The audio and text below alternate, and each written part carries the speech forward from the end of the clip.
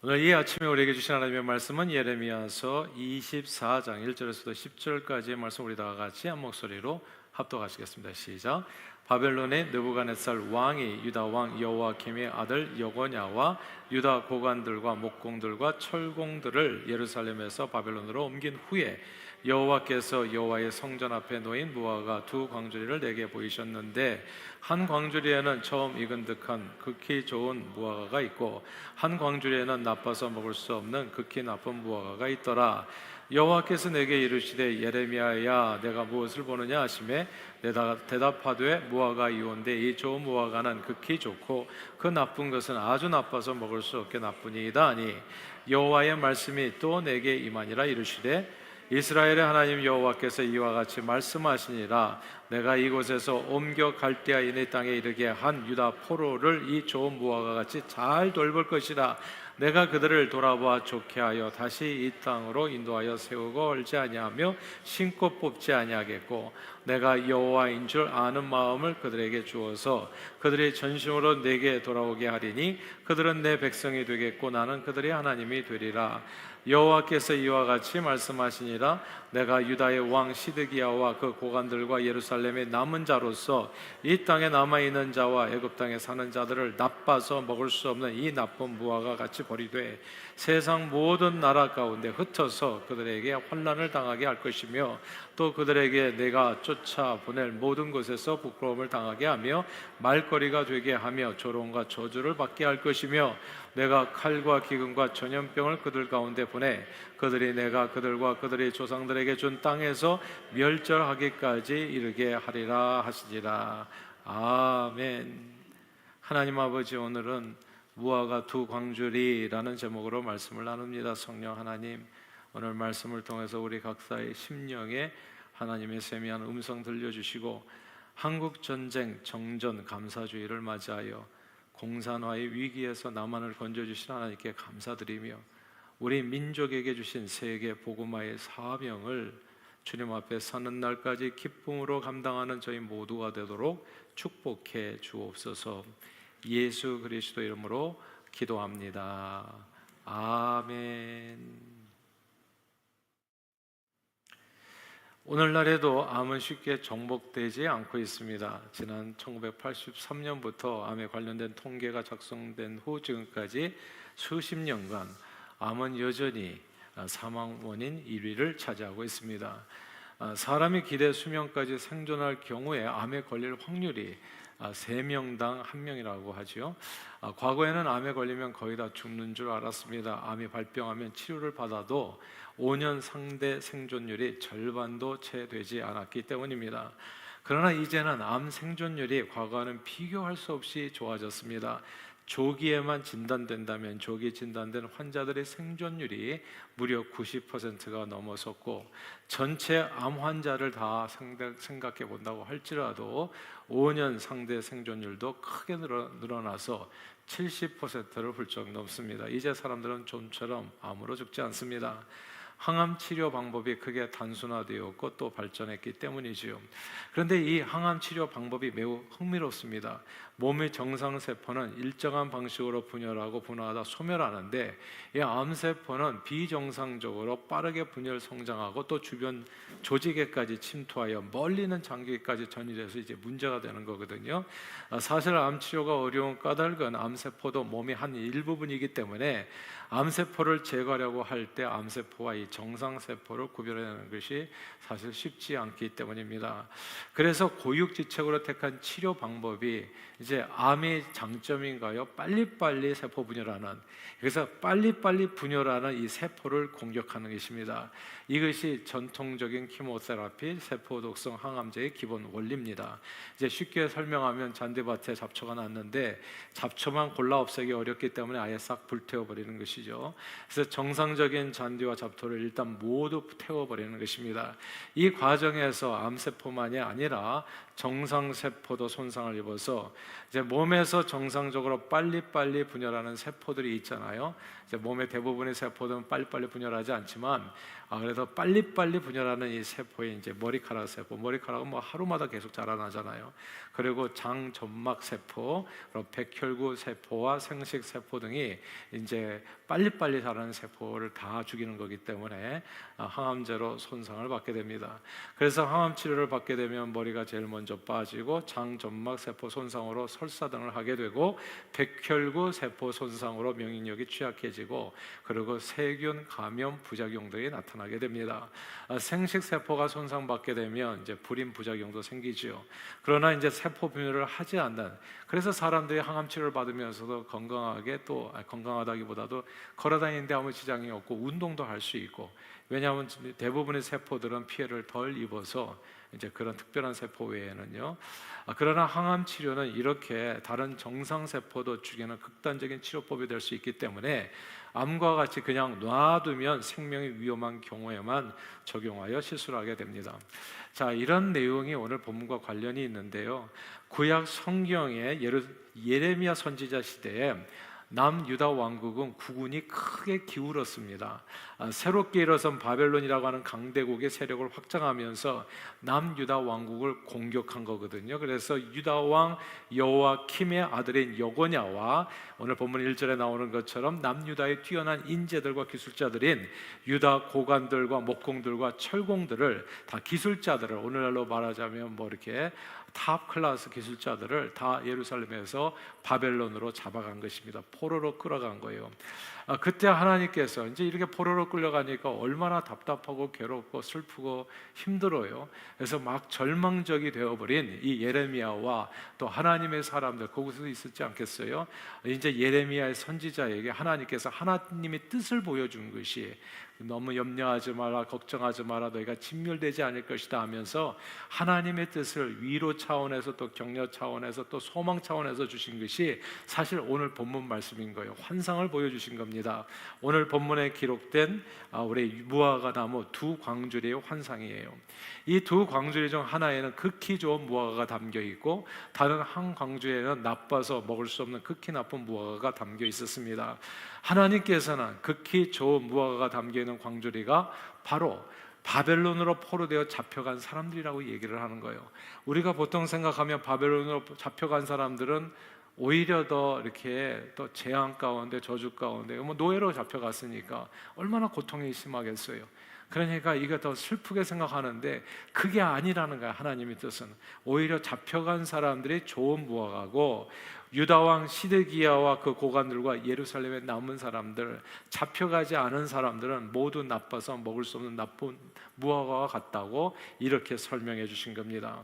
그리고 예루살렘에 남아있는 나쁜 무화과 같은 이들은 하나님의 때 칼과 기근과 전염병으로 그들이 조상들이 준 그 땅에서 멸절하기까지 이르게 하리라, 그렇게 말씀하셨지만 바벨론에 이렇게 포로로 되어서 잡혀간 좋은 무화과 같은 이들은 하나님의 때에 하나님께서 그들을 완전히 회복시켜 주실 것을 약속해 주셨습니다.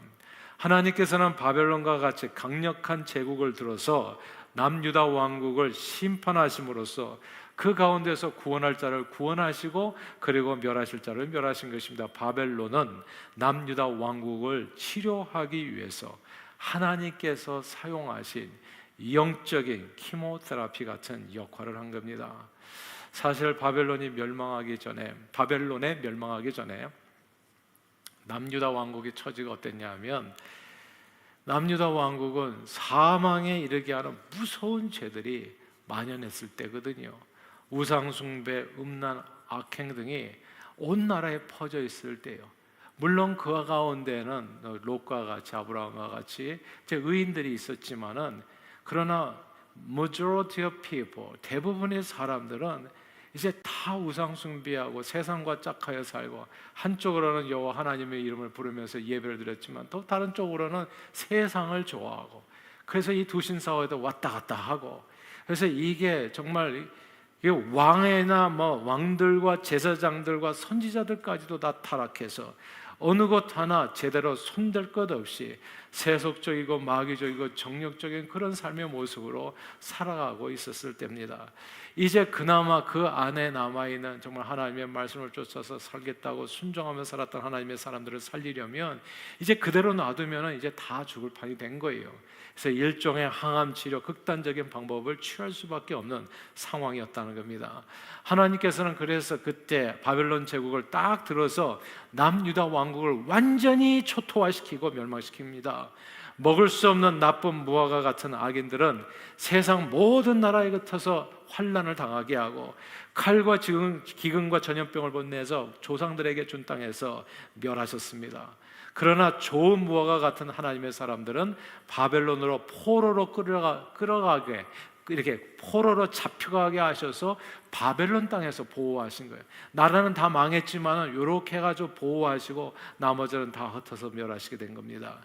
그래서 나중에 다시 보호한 사람들 바벨론 땅에서 그래서 가나안 땅으로 인도하여 하나님 나라를 새롭게 다시 세우게 하신 거예요. 하나님의 위대한 계획입니다. 측량할 수 없는 지혜로 세워지신 하나님께서도 영적 키모테라피를 행하시는구나. 오늘 본문의 말씀이에요. 하나님께서는 죄로 인해서 타락한 유다 왕국에 영적인 키모테라피를 행해서 나쁜 세포들은 어떻게 번진다고요? 빨리빨리 번지잖아요. 그러니까 빨리빨리 번지는 것을 다 죽여버린 거예요. 그래서 이걸 다 죽이고 다시 나라를 세운 거죠. 나쁜 세포들을 멸절하고 좋은 세포들을 다시 구원하고 살리셨어요. 이 과정에서 선한 세포들도 엄청 고난을 겪게 됩니다. 뭐 설사를 하게 된다든지 전 말씀드렸던 것처럼 이제 이런 뭐 머리가 다 빠진다든지 하나님의 백성들도 이 과정 가운데서 갱생의 과정이죠. 모두 포로가 되어 끌려가고 수치와 고초를 겪게 됩니다. 사실 키모테라피가 누구에게도 결코 기분 좋을 수는 없어요. 나쁜 세포뿐만이 아니라 정상세포도 파괴하기 때문에 정말 머리가 술술 빠지는 이런 경험을 하게 되면 정말 말할 수 없는 슬픔과 괴로움을 느끼게 되죠. 그러나 그 과정을 잘 견디게 되면 나쁜 세포들은 다 제거되고 다시 새롭게 건강한 삶을 살 수 있기 때문에 사람들은 정말 눈물을 머금고 그 고통의 과정을 잘 견뎌나가게 되는 겁니다. 사랑하는 여러분, 오늘은 한국전쟁 정전감사주일입니다. 하나님께서는 오래전에 당신의 백성들을 구원하기 위해서 한국전쟁이라고 하는 영적 키모테라피를 행하셨어요. 한반도 땅에. 이게 왜 필요했냐? 정말 필요했어요. 우리가 잠깐 돌아보면 그래요. 한국의 공산주의가 이제 뿌리를 내린 때는, 그러니까 씨가 뿌려진 때는 지금으로부터 딱 100년 전입니다. 지금이 2025년인데 1925년 100년 전 일제강점기인 1925년 4월 17일 조선공산당 창립 시기라고 볼 수 있어요. 20세기 초반 당시에 공산주의가 정말 온 세계에 어마어마한 충격을 주면서 빠르게 번식하여 갈 때입니다. 공산주의가 뭔지를 대부분 나라들은 몰랐었거든요. 그냥 다 같이 평등하게 잘 먹고 잘 살자, 뭐 유토피아를 이 땅에 건설하는, 이게 무슨 신흥 종교와 같아요. 많은 사람들이 열광했어요. 특별히 이 반식민지 상태에 놓여 있었던 중국, 프랑스 식민지였던 베트남 등, 그다음 우리 한국도 마찬가지고 서구 제국주의의 침략을 받은 아시아 국가 상당수는 그냥 공산주의를 그냥 맥없이 다 받아들인 거예요. 흡수하듯이 그냥 쭉 빨아들인 겁니다. 공산주의가 그때 공산주의자들이 외쳤던 게 민족 해방과 노동 해방이었거든요. 노동 해방은 진짜 기가 막힌 거예요. 지주를 없애고 우리가 다 같이 평등하게 잘 먹고 잘 살자. 대부분이 다 가난한 노예 출신이고 소장이로 살아가는데 이거는 진짜 일종의 복음이었던 겁니다. 거기다가 또 민족 해방까지 외치니까, 그래서 이 공산주의가 제국주의를 타파할 수 있는 정말 아주 뛰어난 대안이라고 그렇게 이해를 한 거예요. 모든 사람들, 공산주의를 이렇게 처음에 접했던 사람들이. 그리고 또 이 공산주의를 하면은 공산주의 대부가 누굽니까? 소련이. 또 세계 공산화를 추구했던 이 소련이 뒤에서 또 밀어줬어요. 공산주의자들에게 뭐 물자도 대주고 뭐 이렇게 지원도 해주고. 그러니까 안 할 이유가 전혀 없는 거예요. 보통 사람들은 공산주의를 플로레타리아 혁명, 노동자 농민 운동으로 이해합니다만 그러니까 굉장히 좋게 보이기도 하죠. 그러나 정말 공산주의가 무서운 것은 거기에 있지가 않아요. 공산주의는 그 안에 기본적인 그 사상 기조가 유물론이고 그리고 무신론인 겁니다. 공산주의는 종교적으로 봤을 때 하나님이 없다라고 믿는 종교인 거예요. 이 사실을 우리는 절대로 잊어서는 안 됩니다. 이렇게 보면 기독교와는 완전히 상극인 거예요. 하나님을 부인하는 거거든요. 그래서 미국에 왜 공산주의가 이렇게 발을 못 쳤냐면 이 나라는 거의 90% 이상이 크리스찬이잖아요. 그러니까 딱 들어오니까 금방 구별이 되는 거예요. 근데 한국은 왜 그게 안 되냐? 한국은 기독교 국가가 아니었거든요, 사실은. 주로 무교였고 유교였고 불교였고 유불선이거든요. 그러니까 이게 구분이 안 되는 거예요. 뭐 들어와 가지고 뭐 종교 따위 없어도 되지 않나, 뭐 무당들 없어도 되지 않나, 이런 생각인 거예요. 근데 그 안에는 진짜 무서운 독소 조항이 있는 거예요. 절대 양립할 수 없는, 하나님을 거부하고 하나님을 부인하고 하나님을 배척하고 그리고 교회를 박해하는 그 정신이 공산주의에 담겨 있는 거거든요. 그런데 그런 공산주의자들이 남북한 땅에 가득했을 때가 해방 후 한반도 상황이었던 겁니다. 1945년 8월 15일 광복 이후에 조선 공산당은 항일투쟁 공로를, 항일투쟁했다고 그러면 다 영웅이잖아요. 그래서 오늘날 과거에 공산당 활동을 했던 사람도 항일투쟁했다고 해서 남한에서 무슨 이렇게 뭐 이렇게 표창도 하고 그러지 않습니까? 또 유공자라고 해가지고. 이 제정신이 아닌 거예요, 사실. 공산주의가 뭔지를 모르는 거예요. 항일투쟁에 그게 의가 아니거든요, 사실. 근데 아무튼 이래요. 근데 항일투쟁의 공로를 딱 해방되고 나니까 그 사람들이 다 영웅이 되는 거죠. 네. 그래서 대중들에게 이 공산당 활동을 했던 사람들이 다 항일투쟁으로 대중들에게 인정받아서 공산당은 막바로 최대 정당이 됩니다. 그래서 1위, 2위 정당이 다 공산주의자들이에요. 1946년 8월 미 군정이 실시한 국민 여론조사에 따르면은 당시 국민 중 70%가 사회주의를 지지하고 있었어요. 그러니까 다 공산주의인 겁니다. 자본주의는 왜 인기가 없었냐? 일본 제국주의와 함께 이게 동일시됐기 때문에 일본 제국식을 떠는 거거든요. 그러니까 그게 같이 받아들일 내용이 아니었던 거예요. 민주주의도 인기가 있을 수가 없는 게 그건 미국이거든요. 미국. 민주주의와 미국은 같이 보이는 거거든요. 국민들이 이렇게 대폭적인 그런 지지를 등에 업은 이 공산 세력은 그래서 남한 땅에서 1940년 11월 박헌영 씨를 당수로 하는 남조선 노동당을 조직하게 됩니다. 이게 남노당이죠. 그러나 이게 희한한 게 이게 하나님이 은혜라고밖에 볼 수가 없는데, 그러니까 대중은 공산주의야. 그러니까 그때 국민투표를 제대로 했으면 남북한은 그냥 공산주의 공산화 됐을 거예요. 그러니까 이의 없어, 국민투표를 제대로 했다면. 그런데 그때 남한 땅에 미 군정이 함께하는 이승만이 주도한 남한 단독 정부 수립이 본격적으로 진행이 된 거거든요. 근데 이 사람이 모조로티가 아니에요. 그러니까 남노당이 우리가 이제 대통령을 뽑아야 되는데, 공산주의자들이. 근데 희한하게 이게 미국을 등에 업고 이승만 씨가 된 거예요. 그러니까 이때부터 남노당이 하는 뭐냐, 어떻게 하면 이 나라를, 남한 정부를 갖다 전복시키는가.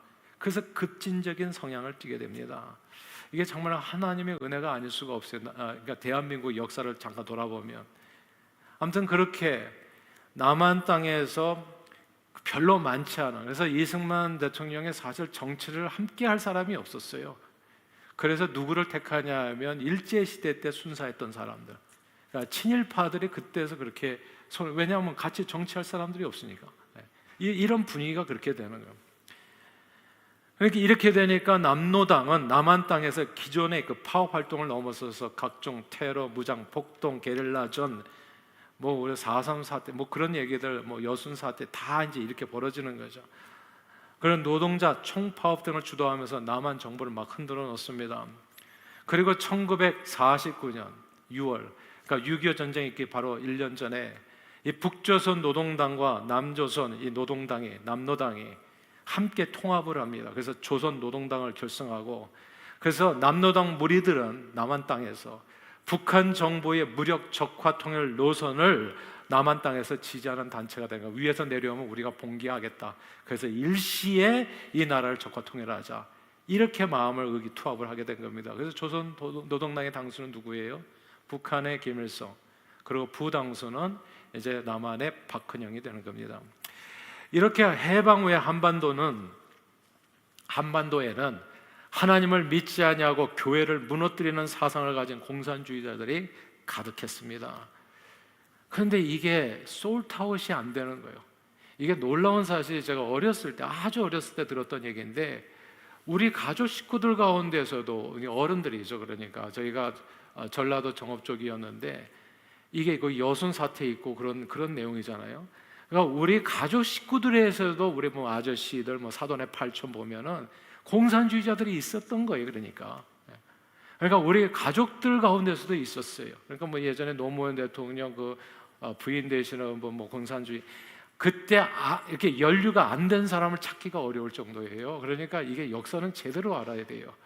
이게 솔트아웃이 안 되는, 피를 나는 같은 식구들 가운데서도 있었기 때문에 도저히 구별이 안 되고, 식별해내더라도 어떻게 제거합니까? 우리 같은 식구인데. 그렇게 남한과 북한은요, 남북한 할 것도 없이 하나님 없다라는 사상을 가진 이 무서운 우상인 공산주의 이념에 멸망할 수밖에 없는 처지에 있었다는 거, 그건 어떻게 되어도 나라 전체가 망하는 길이었습니다. 그때 하나님께서는 소수였죠. 예수 믿는 사람들은 뭐 일제시대도 소수고 그 후에도 해방 후에도 소수고, 근데 이 소수지만은 정말 주의 백성들의 부르짖음을 하나님께서 들어주셨어요. 그리고 남북한 땅을 불로 심판하셨습니다. 1950년 6월 25일 한국 전쟁이 벌어진 거예요. 이 한국 전쟁이 왜 벌어졌는지 우리 잘 모르잖아요. 이게 뜻으로 본 한국 역사가 아니라 성경으로 본 한국 역사예요. 그리고 한국 전쟁을 통해서 놀라운 일을 하나님께서 행하셨어요. 그게 뭐냐면, 남한에서 활동하는 모든 공산주의자들이 자기가 제 발로 짐을 뿌려가지고 다 북한 땅으로 가게 하셨어요.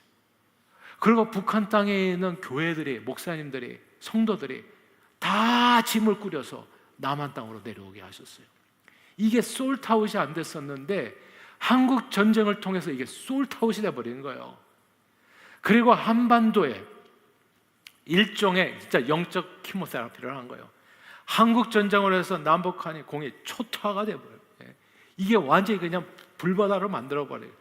이 영적 키모테라피를 받은 후에 남한은 하나님을 섬기는 교회가 있는 나라가 되게 하셨고, 북한은 하나님을 믿지 않고 교회를 파괴한 사람들이 모여 사는 나라가 되게 하신 거예요.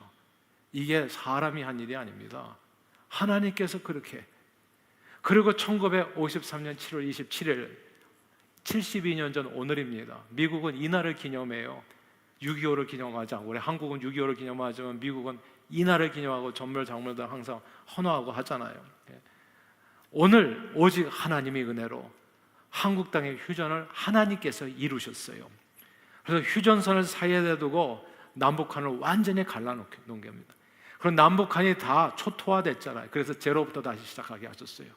북한은 공산주의를 따라가는, 하나님 없다라고 하는 사람들이 나라를 만든, 그래서 제로부터 시작하게 하고, 남한은 하나님의 교회를 세워줘요. 북한에서 다 내려온 기독교인들이 남한의 영락교회에서 가장 큰 교회였잖아요, 그때. 그래서 그 교회를 세운 거예요. 이렇게 하고서 휴전을 만들어 놓고, 그리고 하나님께서 보여주신 겁니다. 그 다음 세상을. 남북한이 통일을 이루지 못했어요. 우리는 굉장히 아쉬워요. 근데 통일이 안 된 놀라운 하나님의 뜻이 그 안에 담겨 있는 겁니다. 오늘 본문 말씀을 통해서 왜 하나님이 통일을 안 이루어 주셨는지, 남북한을 이렇게 휴전선을 갈라놓고 왜 72년이 지나게 하셨는지, 오늘 본문이 그걸 설명해 주는 거예요. 오늘 본문을 통해서 우리는 두 가지를 이야기해야 되는데, 첫째는 하나님의 존재를 부인하고 교회를 파괴한 자들에 대한 심판을 보여주시기 위해서. 오늘 보면 10절을 같이 읽겠습니다. 10절, 24장 10절 같이 한번 읽어볼까요? 시작. 내가 칼과 기근과 전염병을 그들 가운데 보내 그들이 내가 그들과 그들의 조상들에게 준 땅에서 멸절하기까지 이르게 하리라 하시니라. 아멘. 여기서 칼과 기근과 전염병이라고 하는 이 구절을 주목해야 됩니다. 하나님이 내리는 심판에는 늘 칼과 기근 전염병이 있어요. 하나님을 잘 믿는 사람들은 바벨론으로 다 옮겨놓고 포로로, 그리고 하나님을 어설프게 믿든지 왔다 갔다 하고 이렇게 왕이건 제사장이건 선지자든 할 것 없이 정말 말씀에서 벗어난 사람들은 따로 모아가지고 그들에게 뭘 보내요? 하나님께서 그 칼과 기근과 전염병을 보내셨다고요. 그래서 완전히 멸절하기까지 그냥 땅에서 그냥 사라지게 해버렸어요. 하나님께서. 하나님의 심판을 받으면 어떤 일이냐? 제일 먼저 그 공동체에는 늘 칼이 떠나지 않게 돼요. 하나님이 이렇게 심판하시면 어떻게 되냐면 부부간에도 맨날 싸우게 돼 있어요. 가족이. 그래서 맨날 칼이 떠나지 않아. 그러니까 부모와 자식 간에도 다 칼이, 항상 칼이 역사해요. 교회 공동체에서도 하나님께서 신이 떠나면 교회 공동체도 별일 아닌 거 가지고 시험받고 맨날 치고받고 하게끔 돼 있어요. 이게 희한해요. 칼이 역사예요, 칼이. 그리고 사회 공동체도 마찬가지입니다. 하나님의 심판이 역사하기 전 칼이 떠나지 않아요. 대한민국은 군 복무 기간이 해마다 줄잖아요. 이 칼이 떠나는 겁니다. 국군 장병들의 숫자도 줄어요. 군 복무 병역 의무 기간이 원래는 3년이었죠. 36개월. 근데 이제는 육군 기준으로 겨우 18개월, 1년 6개월로 그냥 절반으로 줄었잖아요. 군인 숫자도 과거에 60만 명, 지금 뭐 아이들 적게 나와서 그렇다고 하지만 이제 50만 명. 그리고 과거에는 뭐 3천 원 받았나요? 한 달에? 지금은 그래도 꽤 많이 받는다고 하죠. 30만 원 정도 받는다고 그러나? 이게 완전히 직업 군인처럼 변하고 있는 거예요. 근데 이 숫자는 군인들의 숫자는 줄었는데 군사력은 오히려 증가했죠. 한국의 군사력은 오늘날 세계 5위 수준으로 평가받고 있습니다. 반면에 북한의 군인 수는 128만 명, 군 복무 기간은 남성의 경우 최대 10년. 그래서 빛나는 청춘들을 20대를 다 군대에서 보내고 30대에 나오는 거예요. 할아버지가 돼서 나오는 거예요. 다 군대에서 썩인다고 해도 과언이 아니에요. 이렇게 노력하는데도 군사력은 세계 36위. 북한이 비록 핵을 갖고 있다고는 하지만 이제 북한은 핵밖에 없는 나라예요. 남한하고 붙으면 핵을 사용하지 않으면 이기는 수가 1도 없어요. 1도 없어. 연평해전 벌려봤잖아요. 연평해전에서 이게 문제가 뭐냐면 북한이 한번 붙어보니까 절대 안 된다는 걸 안 거예요. 남한의 군사력은 얼마나 대단하냐면 구축함이 배가 이게 흔들리는 파도 속에서 포를 쏘잖아요. 포를 쏘는데 정확하게 아무리 흔들려도 정확하게 이게 컴퓨터화 돼가지고 그냥 적의 적함을 맞추는 거예요.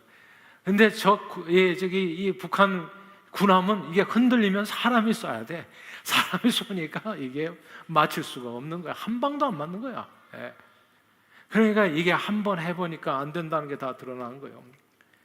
근데 이게 북한이 핵을 가지고 있는데 그것도 염려할 게 없는 게 이 자산은 꼭 부채와 같은 거 아실 거예요. 에셋은 라이어빌리티예요. 집이 큰 집 있다고 좋아할 필요가 없어요. 그만큼 라이어빌리티인 거예요. 그게 내가 감당해야 되는. 집을 많이 가지고 있으면 그거 내가 관리를 해야 되잖아요. 그게 라이어빌리티. 핵은 사실 북한이 감당할 수 없는 무기입니다. 가장 빨리 망할 수밖에 없는 저주의 그게 칼인 거예요. 칼. 저주의 칼. 자기 머리에 쥐고 있는. 하나님의 심판을 받으면요 이렇게 늘 칼이 떠나지 않게 됩니다. 죽음을 이고 사는 것과 같아요. 언제 죽어도 이상하지 않아요. 그리고 하나님의 심판을 받으면 두 번째 기근이 주기적으로 나타나게 됩니다. 북한은 1990년대 고난의 행군 때 하나님께서 기근을 보냈잖아요. 거의 300만 명이 굶어 죽었습니다. 이건 끔찍한 숫자입니다, 여러분. 진짜 어마어마한 숫자이고요. 그러면 굶어 죽는 사람만 가난하고 나머지는 그게 아니거든요. 굶어 죽지 않은 사람 피는 목피하는 거예요. 초급 목피.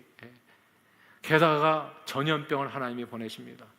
위생시설이 열악한 환경 속에서 북한은 지금에도 오늘날까지도 콜레라, 장테푸스, 홍역, 결핵 이게 다 무슨 병들입니까? 우리 옛날에 다 남한에서는 끝난 병들이거든요. 게다가 코로나까지 각종 전염병들이 창궐해서 오늘날도 말할 수 없이 고통 가운데 사람들이 죽어가고 있어요. 예수가 없는 나라를 하나님께서 한국전쟁으로 키모테라피아 가지고 남북을 갈라버리시고 72년을 보여주면서 우리에게 이게 완전히 시청각 교육인 거예요. 시청각. 너희는 앞으로 어떻게 살 건가를 계속 우리에게 주시는 역사를 통해서 말씀해 주시는 선지자인 메시지인 겁니다. 칼과 기근과 그리고 전염병으로 완전 멸절하기까지 이르게 된다. 오늘 본문 말씀이에요. 그러나 둘째로 그리스도를 믿고 주님의 몸된 교회를 세운 백성들에 대한 축복의 말씀입니다. 하나님께서 이렇게 구분한 사람들은 어떻게 함께 하시겠다. 오늘 본문의 6절과 7절 말씀이에요. 24장 6절과 7절 같이 한번 읽어볼까요? 시작. 내가 그들을 돌아보아 좋게 하여 다시 이 땅으로 인도하여 세우고 헐지 아니하며 심고 뽑지 아니하겠고 내가 여호와인 줄 아는 마음을 그들에게 주어서 그들의 전심으로 내가 돌아오게 하리니 그들은 내 백성이 되겠고 나는 그들이 하나님이 되리라. 아멘. 여기서 하나님이 돌아보아 좋게 하겠다. 내가 그들을 세우고 헐지 않겠다. 그들은 내 백성이 되겠고 나는 그들의 하나님이 되겠다. 이 구절을 주목해야 됩니다. 주의 이름을 부르는 자는 구원을 받는다 했어요. 주님의 몸된 교회를 세우는 백성들은 하나님의 놀라운 구원 역사를 체험하고 누리게 됩니다. 대한민국 제로에서부터 시작해가지고 72년이 지났어요. 오늘날 모든 면에서 그런 얘기가 있을 정도잖아요. 한국 사람이 얼마나 잘 사는지 모른다고.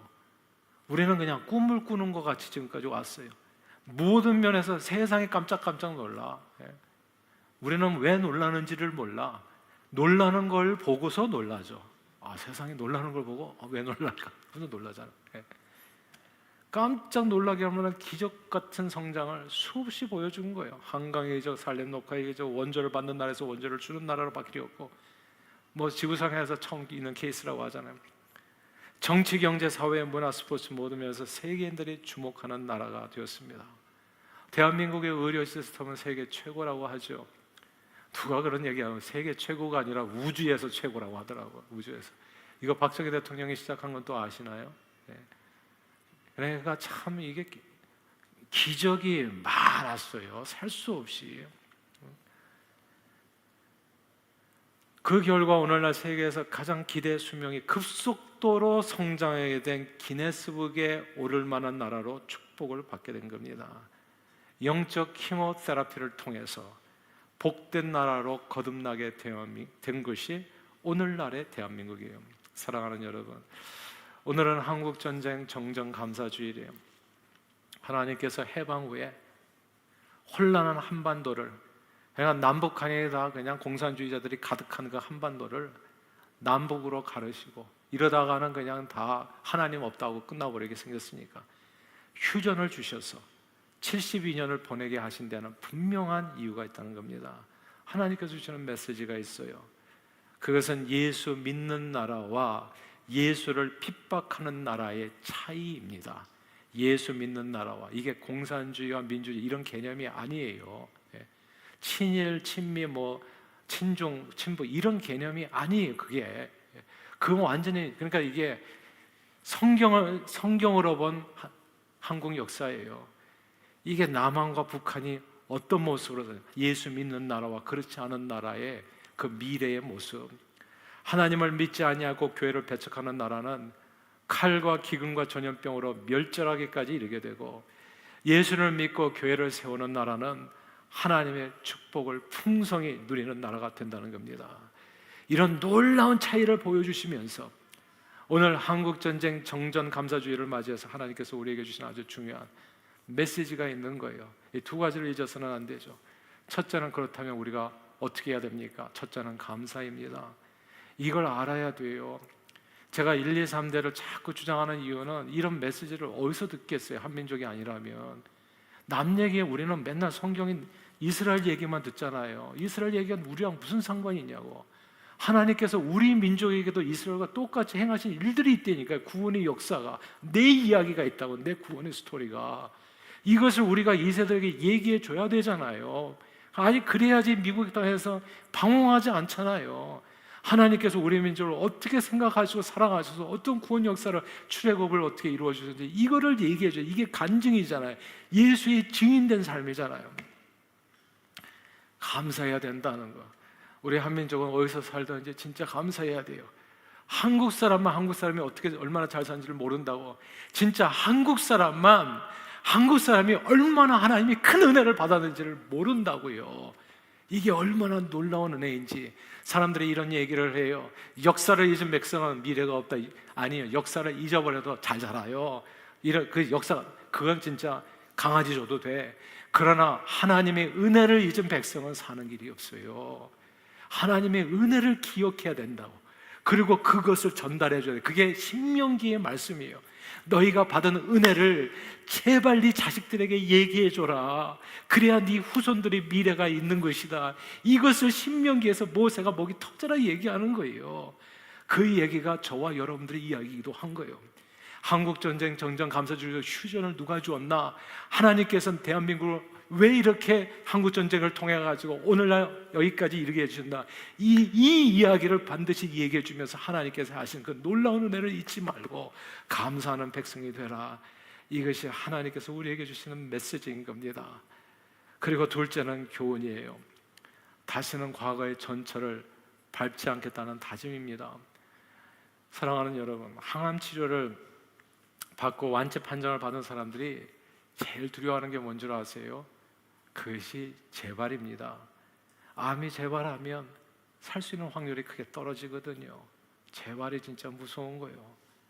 마찬가지로 우리가 어떻게 영적 킴호를 받아서 동족 상잔의 비극을 겪게 되었고 나라가 초토화될 수밖에 없었는지를 기억하고 절대로 하나님 외 그 어떤 신도 내게 있게 하지 않겠다. 그 어떤 사상이나 우상 앞에 절하지 않겠다. 과거의 역사를 교훈 삼아서 다시는 하나님의 말씀을 저버리고 자기 생각에 옳은 대로 행하지 않겠다. 이걸 다짐하라고 오늘 한국전쟁 정전감사주일에 이것이 우리 모두에게 주시는 하나님의 메시지인 겁니다. 왕같은 제사장들인 성도들이 거짓 없이 선지자의 사명을 잘 감당해서 대한민국이 더 이상 우상숭배와 불신앙과 거짓과 음란과 악함에 물들지 않도록 정말 세상의 빛과 소금으로서 살겠습니다. 주님 주시는 은혜를 잊지 아니하고 열과 성을 다해야 된다는 것이 하나님께서 오늘 우리에게 주시는 메시지인 거예요. 암이 재발하면 처음과는 비교할 수 없이 회복이 어렵고 완전히 끝장날 수도 있기 때문입니다. 한국인의 장수 비결은 유전적인 이유가 아니라 건강한 생활 습관에 있다고 하죠. 이게 장수하는 사람들은요, 담배 피면서도 100세까지 사는 사람들이 있어요. 그러니까 이게 이렇게 무슨 이유가 통하지 않아. 그러니까 부모가 그렇게, 그러니까 그냥 진짜 이게 뭐라 그럴까, 하늘이 낸 사람이죠, 말하자면. 그러니까 유전적인 요소가 굉장히 많다는 거거든요. 근데 한국인들은 그렇지가 않대요. 한국인들의 유전자는 그렇게 오래 사는 유전자는 아니라는 거거든요. 근데 규칙적인 운동과 건강한 식생활 습관, 그리고 무엇보다도 정기검진. 한국에 그러니까 의료 시스템이 오늘날 이걸 만들어가는 거예요. 오늘날 대한민국을 가장 속도로 최장수 국가가 되기 위한 요인들이거든요. 영적으로 우리가 건강하게 오랫동안 하나님께 쓰임받는 비결도 이와 크게 다르지 않아요. 다시는 우리의 삶에 악한 것이 생기지 않도록 건강한 식습관이 아니라 하나님의 말씀 읽는 습관. 지금 우리가 광고한 것처럼 아래층에 사인업하는 거 있잖아요. 이게 성경 통독하는 거. 그런 거 안 해보신 분들은 한 번이라도 한번 해보세요. 평생 성경 통독 한 번도 안 하고 가실 거예요. 그러니까 이렇게 건강한, 진짜 이제 다시는 이게 과거에 잘못된 전철을 안 밟으려면 건강하게 영적으로, 그럼 규칙적으로 하나님의 말씀을 봐야 될 거 아니겠어요? 기도하고 주의 말씀에 비춰서 내 삶을 정기적으로 검진해 봐야 되잖아요.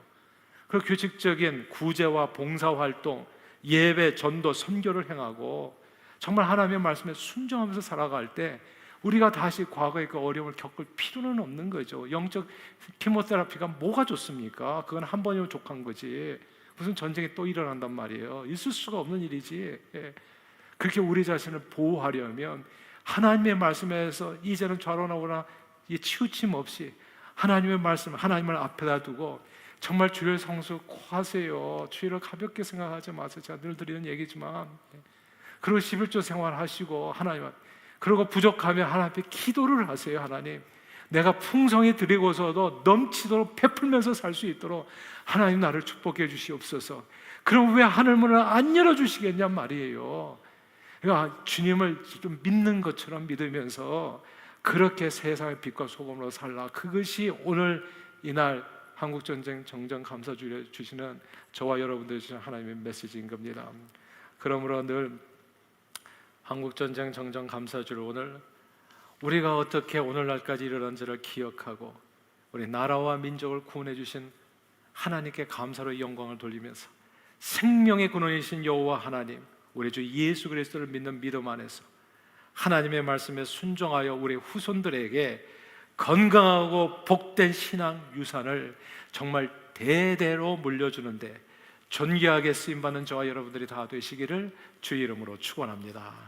하나님 아버지, 우상 숭배와 죄악으로 망해가는 나라와 민족을 불쌍히 여겨 영적 키모테라피를 베풀어 남북한을 나누시고 하나님 없다고 말하며 교회를 파괴한 악인들을 철저히 심판하시고 또한 그리스도인들과 교회를 보호하여 놀라운 부흥과 축복을 허락해 주심을 감사드립니다. 주님께서 보여주신 구원 역사를 돌아보며 감사로 주님을 영화롭게 하며 언제 어디서나 복음 일꾼으로 세상을 구원하는 데 쓰임받는 우리 개인과 가정 그리고 우리 후손들과 주님의 몸된 교회가 되도록 우리 발걸음을 인도해 주시옵소서. 예수 그리스도 이름으로 간절히 기도하옵나이다. 아멘.